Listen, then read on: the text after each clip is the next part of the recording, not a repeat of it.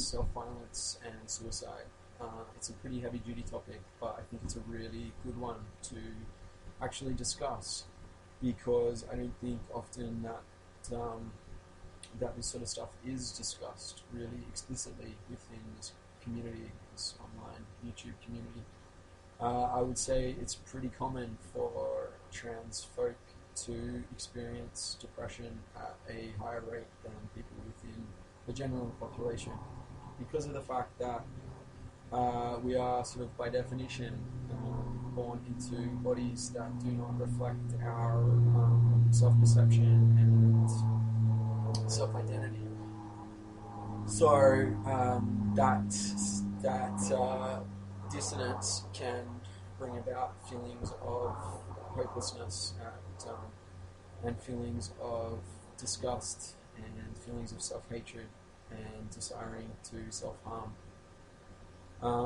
I'd just like to start this video by saying that if you are watching this video and you're experiencing depression and you are considering you have thoughts of suicide or self-harm, to please seek out a therapist.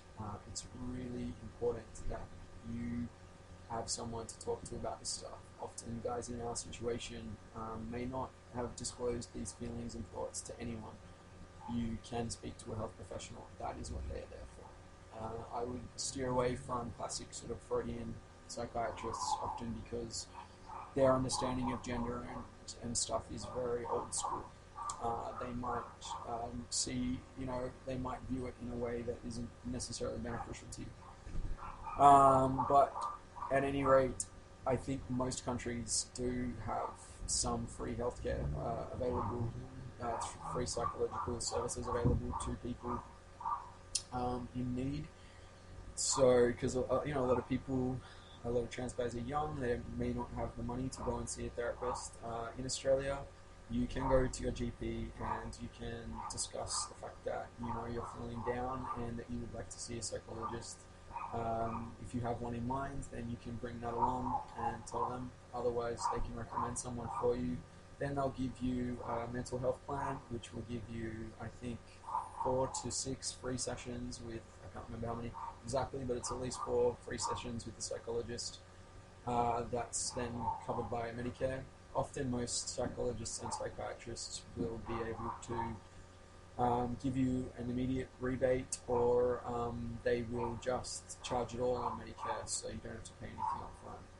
If you're in Sydney, there is the Gender Centre at which they have a free counselling service, a counsellor by the name of Anthony, and I've met the guy. I think he's actually really good, and I've heard some really, really great reports from other people about their experiences seeing him. So he is difficult to get in to see, so it's good to make an appointment as soon as possible if you're having these feelings.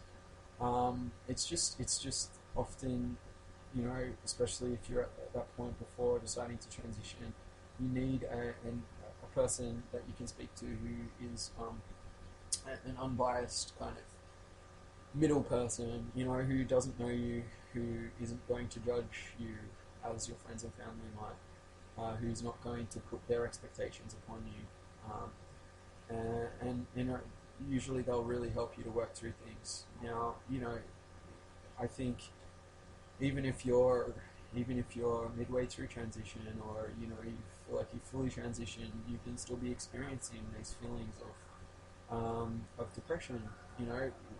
Like I said, we often feel like inadequacy, and it's difficult to want desperately to just be considered male and live as a normal male, and yet have people viewing you as different and other. And that can lead to some pretty shitty feelings. I recently came into contact with someone who, disclosed that they had, in the period before having top surgery, that this person had some drug and alcohol problems and, an issue with holding down a job and couldn't afford to have top surgery or go on hormones. And they got to such a point of desperation and frustration with their inability to change their body that they actually took a knife to their chest and cut it. I think at which point they ended up in hospital. I think, historically, I imagine that this would have occurred quite a number of times. And to me, it's just horrific that that would have to occur, because the healthcare systems in our countries so under cater for trans people, and don't really understand what can be at stake for some people. Others can live for years without any kind of surgery and cope quite well. But it's good to remember that different people cope with different situations in better and worse ways. And some people find some things really hard, and others can deal with it. And just because you found something easy and able, okay to deal with it, it doesn't necessarily mean that someone else will. Because many things make a person, and that person may have other pressures that you're not even considering: financial, family, cultural background, age.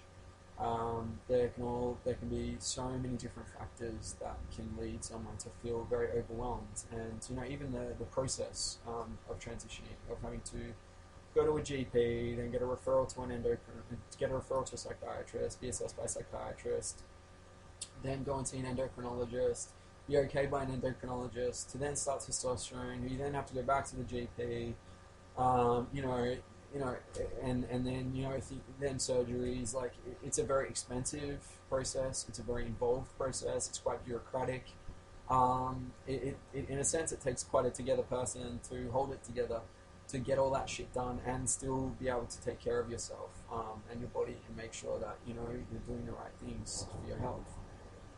I think trying to hold down a job and transition and a relationship and anything else that you might have going on can be really challenging. And with all those feelings of self-doubt and insecurity that many trans guys have, it can be a bit of a cocktail for depression and feelings of suicide.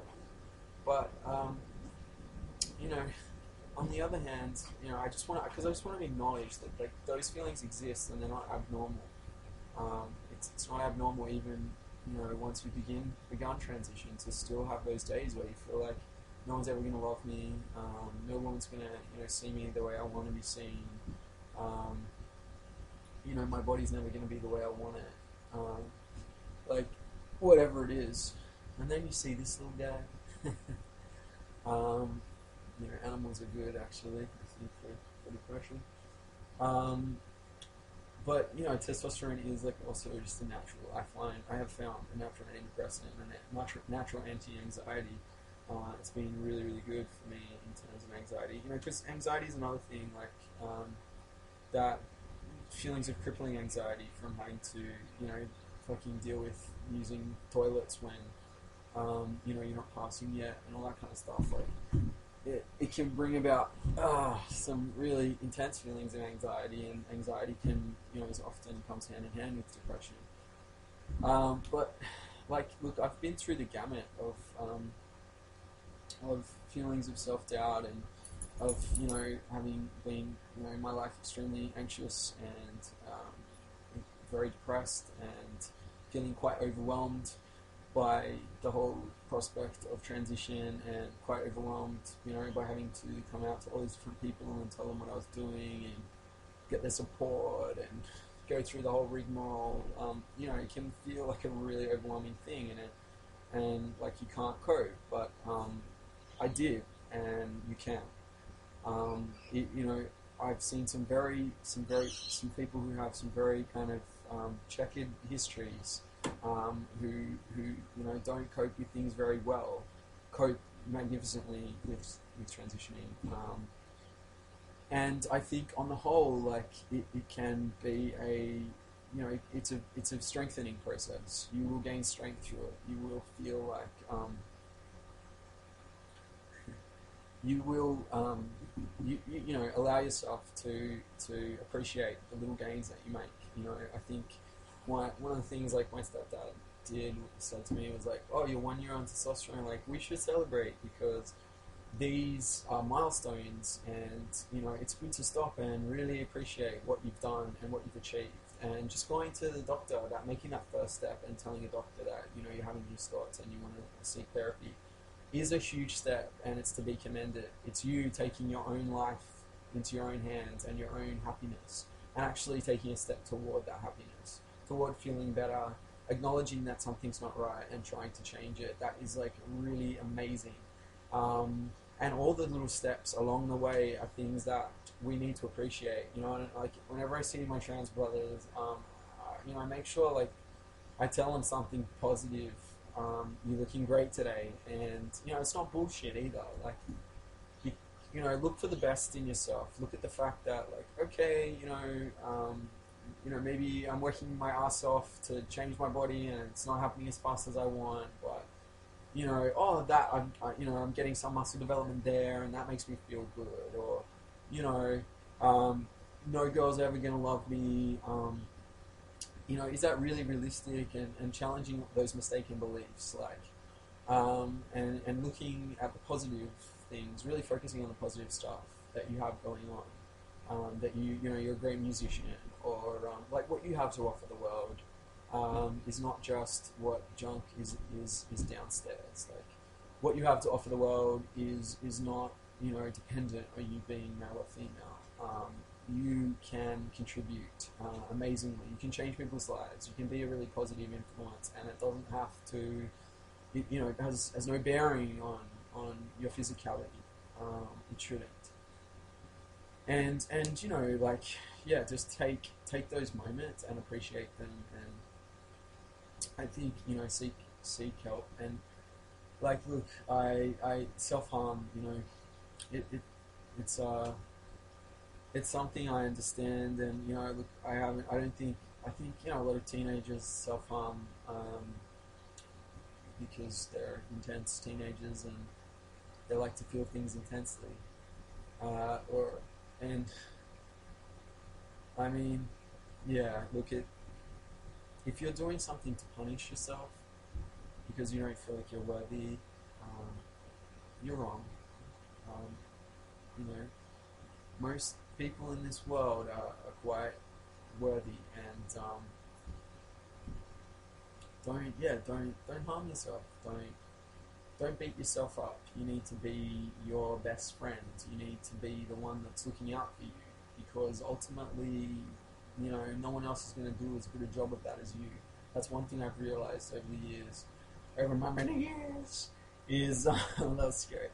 That you've got to look after number one, and you've got to take care of yourself, and don't harm yourself. Don't do things that are going to hurt yourself. Like, do things that are going to help you, because the more little things that you do, one day you'll end up and you'll go, shit, I'm actually happier. Like I've done fucking shitloads of work on myself. I've done CBT therapy to work through anxiety. I have, I've done like group therapy. I've done individual therapy, and I'm considering studying psychology next year, because I can see so much value in psychology, and I've seen how it worked so well for me, and finding it really empowering, and helping me challenge a lot of my issues and address them. I've transitioned, and that was a really positive step for me, addressing some of those latent issues that I wasn't dealing with. I've changed my diet. I've tried to get fit, work on my body, and that's been a really positive step as well. Getting those endorphins going. Exercise can be amazing, combating depression and anxiety. It's really, I'm not like, oh, I'm awesome, but I'm saying, like, take a moment and go, shit, I did all these things, and I did it for myself, and I did it for me to be happier, and I did it, to be a better person to others. And, that's some good shit right there. So, yeah, I hope anyone out there who's thinking about it, like, what do they say? It does get better. It really does, and it will get better, and there'll be some tough times along the road, but you've just got to, focus on your goals, and focus on just chipping away at them slowly. You can't make leaps and bounds. Well, sometimes you can make leaps and bounds, but Often things are achieved by just slowly chipping away and take stock and go, shit, I did this. I make these smaller goals instead of making these huge goals that I feel like I have to get to straight away. Like smaller goals. They're more achievable in the short term that build up to your larger goal. All right. Hope everyone is okay out there, and hang in there, guys. Peace.